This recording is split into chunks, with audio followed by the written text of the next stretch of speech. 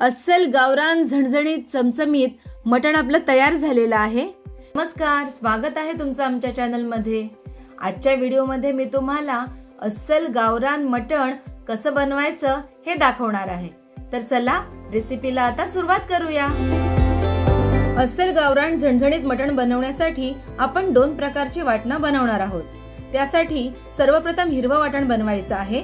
त्याच्यासाठी मूठभर कोथिंबीर, 3 इंच आल्याचे तुकडे आणि 4 ते 5 लसणाच्या पाकळ्या घ्यायच्या आहेत। या वाटणामध्ये कोथिंबीर आणि आलं याचं प्रमाण जास्त घ्यायचं आहे आणि लसूण कमी घालायचं आहे, कारण आपण फोडणीत आणि कांदा खोबऱ्याच्या वाटणातही लसूण घालणार आहोत। दुसरं वाटण हे आपल्याला कांदा खोबऱ्याचं वाटण बनवायचं आहे। त्यासाठी मी अर्धा वाटी सुकं खोबरं घेतलेले आहे, 2 मध्यम आकाराचे कांदे घेतलेत आणि 1 लसणाचा कांदा घेतलाय। हे सगळं आपल्याला गॅसवर डायरेक्ट भाजून घ्यायचं आहे। त्याचबरोबर काही गरम मसाले घेतलेले आहेत, 5 हिरव्या वेलच्या, 4 लवंगा, अर्धा चमचा बडीशेप, अर्धा चमचा जिरं, 1 चमचा धणे, 2 तुकडे दालचिनीचे, 1 स्टार फूल आणि 15 ते 16 काळ्या मिऱ्या घेतलेल्या आहेत। हे आपल्याला कढईमध्ये छान भाजून या वाटणाबरोबर वाटून घ्यायचं। हे पहा, अशा पद्धतीने आपल्याला सुकं खोबरं, कांदा आणि लसूण डायरेक्टली गॅसवर खमंग भाजून घ्यायचं आहे। तुम्ही बघू शकता सुकं खोबरं आता व्यवस्थित भाजून झालेलं आहे। ते मी आता काढून घेते आणि हे लसूणही व्यवस्थित भाजून झालेलं आहे, ते पण काढून घेते आणि कांदे आणखी थोडा वेळ भाजून घेते। आपला कांदा देखील बघा छान भाजून झालाय, आपण मी आता काढून घेते। कांदा, खोबरं, लसूण आपलं व्यवस्थित भाजून झालेलं आहे। आता आपण गरम मसाला भाजून घेऊया।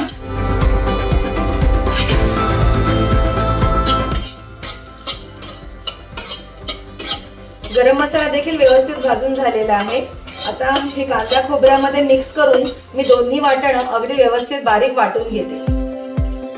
दोन्ही प्रकारची वाटणं मी वाटून घेतलेली आहे।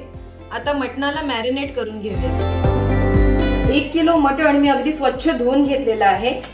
त्यामध्ये हा सगळा हिरवा मसाला घालायचा आहे आणि मटणाला छान चोळून घ्यायचं आणि हे मॅरिनेट करून आपल्याला 15 मिनिटे असं झाकून ठेवायचं। हे बघा, अशा प्रकारे सगळ्या पीसेसना हा मसाला चांगला चोळून लावायचा। मटणाला फोडणी घालण्यासाठी एका कुकरमध्ये मी तेल तापत ठेवलेलं आहे। आता त्यामध्ये थोडं हिंग घालायचंय आणि ते व्यवस्थित परतून घ्यायचंय। त्यानंतर तेलामध्ये ठेचलेल्या 5 ते 6 लसणाच्या पाकळ्या घाला आणि त्याचबरोबर 3 ते 4 तमालपत्र घालून छान परतून घ्या। इथे मी कुकर वापरलाय, कारण कुकरमध्ये मटण पटकन शिजतं। जर तुमच्याकडे वेळ असेल तर मोठ्या टोपातही तुम्ही मटण शिजवू शकता। फोडणीतलं लसूण छान ब्राऊन कलरचं झालंय। आता यामध्ये हे 2 मध्यम आकाराचे बारीक चिरलेले कांदे मी घालते।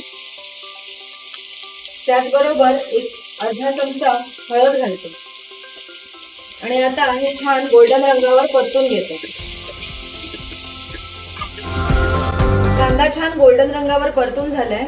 आता यामध्ये हे मॅरिनेट केलेलं मटण आपण घालूया आणि ते देखील या फोडणीमध्ये छान परतून घेऊया। व्यवस्थित छान हे सगळे मटणाचे पीसेस आपल्याला परतून घ्यायचे। एक 5 मिनिटं आपल्याला लागतील हे परतायला। 5 मिनिटापर्यंत आपल्याला या फोडणीमध्ये त्यांना छान परतायचे। 5 मिनिट मी हे मटण अगदी छान असं परतून घेतलेलं आहे। बघा, हे छान असं परतून झालेलं आहे आपलं।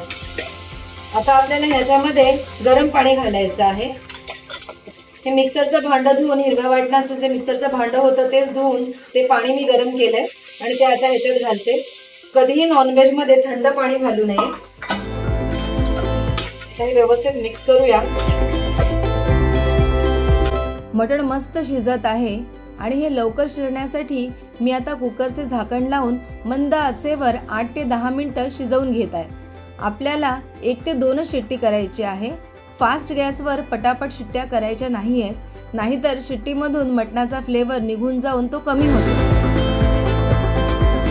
8 ते 10 मिनिटं मंद गॅसवर मी 2 शिट्ट्या करून मटण शिजवून घेतलं आहे आणि या हिरव्या मटणात मटण छान शिजलेलं आहे। हे बघा, मटण आपलं मस्त असं शिजलेलं आहे, तुम्ही बघू शकता। आता आपल्याला यामध्ये वाटण आणि मसाले घालायचे। आता यामध्ये 2 मोठे चमचे भरून मी लाल मसाला घालतेय। हा आगरी मसाला आहे। जर तुम्ही कांदा लसूण मसाला वापरत असाल तर तो देखील तुमच्या तिखटाच्या अंदाजाप्रमाणे यामध्ये घालू शकता। आता चवीप्रमाणे मीठ घालायचं आहे। त्याचबरोबर हे कांदा लसणाचं वाटण जे आपण वाटलं होतं ते आपण ह्यामध्ये घालायचं आणि ह्यामध्ये आता वरून कुठलाही गरम मसाला आपल्याला घालायचा नाहीये, कारण या कांदा खोबऱ्याच्या वाटणात आपण गरम मसाला अगोदरच घातलेला आहे। आता हे सगळं व्यवस्थित आपल्याला मिक्स करून घ्यायचं। मटणामध्ये मसाला मीठ वाटण छान मिक्स झालेलं आहे। आता यामध्ये थोडं आणखी गरम पाणी मी घालते। तुम्हाला ज्याप्रमाणे ग्रेव्ही पातळ किंवा घट्ट पाहिजे असेल त्याप्रमाणे तुम्ही पाणी ॲड करा आणि आता ताट ठेवून 4 ते 5 मिनिटं मंद आचेवर मी शिजवून घेते। 5 मिनिटं झालेली आहेत आणि आपलं मटण आता मस्त तयार झालेलं आहे। यावर तेलाचा तवंगही छान आलेला आहे आणि आता यावर थोडीशी चिरलेली कोथिंबीर घालूया। झणझणीत गावरान मटण आपलं आता तयार झालंय। आता हे मी एका बाउलमध्ये काढून घेते। अस्सल गावरान झणझणीत चमचमीत मटण आपलं तयार झालेलं आहे। हे मटण तुम्ही तुमच्या घरी नक्की ट्राय करा आणि ह्याची रेसिपी कशी वाटली ही मला कमेंटद्वारे कळवा आणि आमच्या चॅनलला लाईक शेअर सबस्क्राईब करायला विसरू नका। धन्यवाद।